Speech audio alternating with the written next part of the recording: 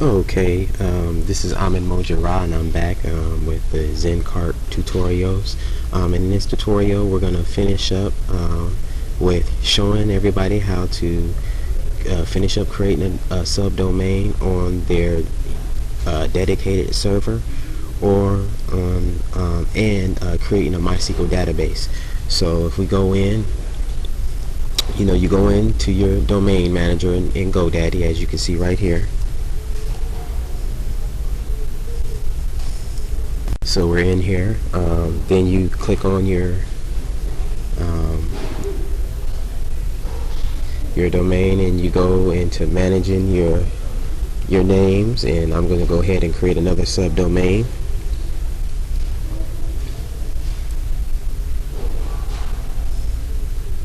And this is actually going to be beta. I'm just creating a domain, so I'm going to go ahead and add a subdomain called beta.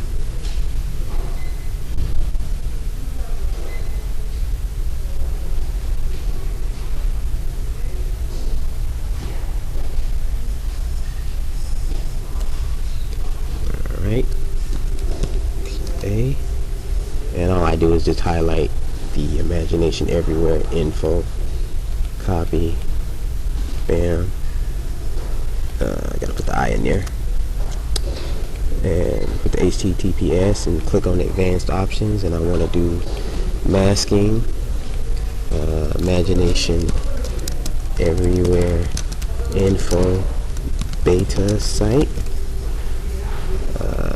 This is a beta version of imagination everywhere, and just hit OK, and it goes ahead and it saves it, of course, and it's done. So we just go ahead and click OK. We refresh the page, and we are finished. So now we go to our dedicated server, and like I said, I use Plesk control panel. And what you do is you click on your domain,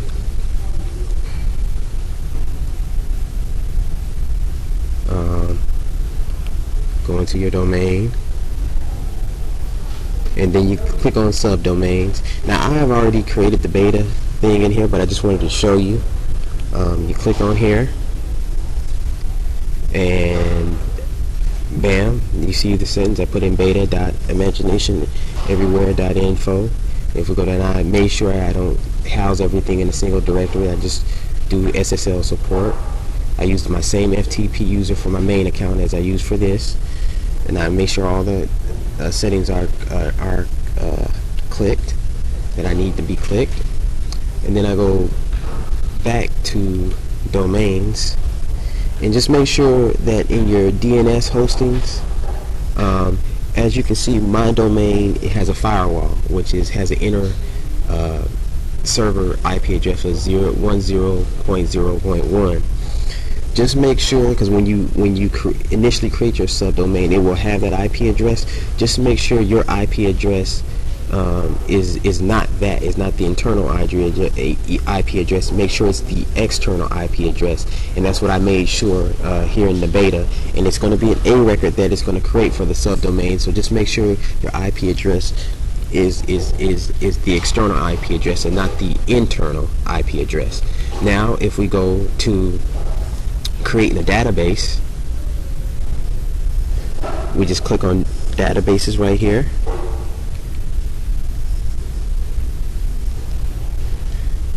and we want to add a new database, and I'm going to just call this IE beta, then click.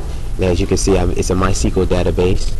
It's a local MySQL server database. Click OK. Now, this may be different if you're on shared hosting, so ask your hosting provider if you're on shared hosting how to do this. And then you want to add a database user,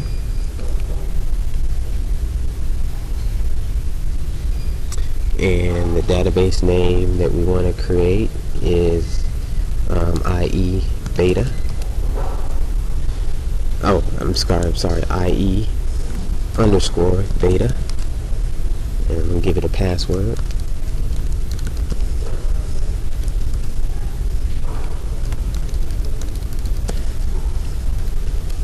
And then click OK.